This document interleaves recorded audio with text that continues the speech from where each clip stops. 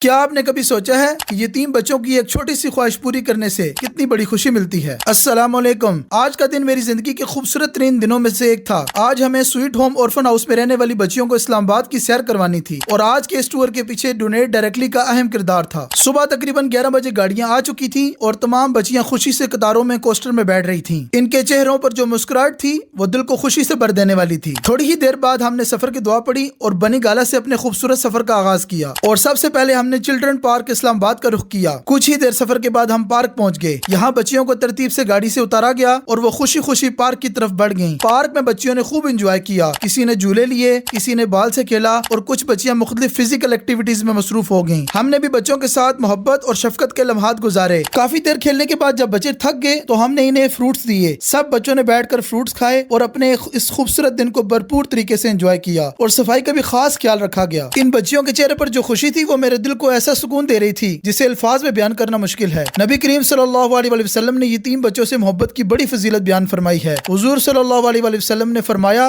میں اور یتیم کی کفالت کرنے والا جنت میں اس طرح ہوں گے، اور آپ صلی اللہ علیہ وسلم نے اپنی 2 انگلیوں کو ملا کر دکھایا۔ اور اسی جذبے کے تحت ڈونیٹ ڈائریکٹلی یتیم بچیوں کی خوشیوں کے لیے مسلسل کام کر رہا ہے، اور اگر ہم سب مل کر اس کار خیر میں ڈائریکٹ تعاون کریں تو بہت سے بچوں کی زندگیاں بدل سکتی ہیں۔ کچھ دیر پارک میں گزارنے اور یادگار تصاویر بنانے کے بعد ہم نے بچیوں کو دوبارہ اکٹھا کیا اور کوسٹر کی طرف روانہ ہو گئے۔ اب ہماری اگلی منزل تھی F7 میں موجود چیزیس۔ سفر کے بعد بچوں کو کافی بھوک لگ چکی تھی۔ ہم اندر گئے، سب کو ترتیب سے بٹھایا اور فوراً آرڈر کر دیا۔ چند ہی لمحوں میں ہمارا آرڈر آ گیا جس میں پیزا، برگر، فرائز اور چکن شامل تھے۔ تمام چیزوں کا ذائقہ بہت لاجواب تھا اور بچیوں نے بڑی خوشی کے ساتھ پیٹ بھر کر کھانا کھایا۔ کھانے کے بعد تمام بچیوں نے دل سے ڈونیٹ ڈائریکٹلی کا شکریہ ادا کیا۔ اس کے بعد ہماری اگلی منزل تھی لیک ویو پارک۔ کچھ ہی دیر میں ہم لیک پوائنٹ پہنچ گئے۔ وہاں کا نظارہ واقعی دل کو موہ لینے والا تھا۔ بچوں کے ساتھ وہاں ہم نے بھی خوب انجوائے کیا اور بہت سی یادگار تصاویر بنوائی۔ ان بچوں کے ساتھ وقت گزار کر مجھے ایک عجیب سی خوشی محسوس ہو رہی تھی۔ یوں لگ رہا تھا جیسے اپنے بچپن کی یادیں دوبارہ زندہ ہو گئی ہوں۔ شام ڈر رہی تھی اور اب ہم M1 ٹریک میں جا پہنچے۔ یہ جگہ بچوں کے لیے جنت سے کم نہیں تھی۔ یہاں بچوں کے لیے بہت سی رائڈز موجود تھیں۔